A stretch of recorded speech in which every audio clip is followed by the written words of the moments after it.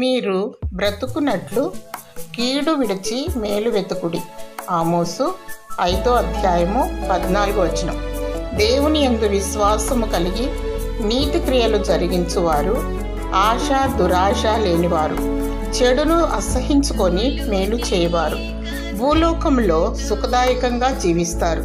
ప్రభు పాదాల చెంత విశ్వాసం, విధేయత, భక్తి, ఆత్మీయత, ప్రేమానురాగాలు కలిగి నిందారహితంగా జీవించాలి.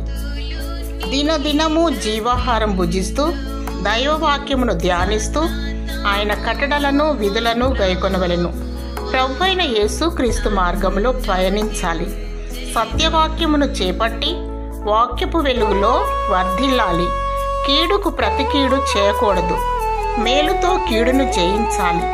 సాటి మానవుని ప్రేమతో వెతికి వెంటాడాలి. వారి రక్షణ కొరకు ప్రార్థన, విజ్ఞాపన చేయాలి.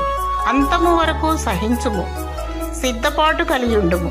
ప్రభువైన యేసుక్రీస్తు రానయ్యున్నాడు. దేవుడు నీకు నిత్య జీవము దయచేయునుగాక.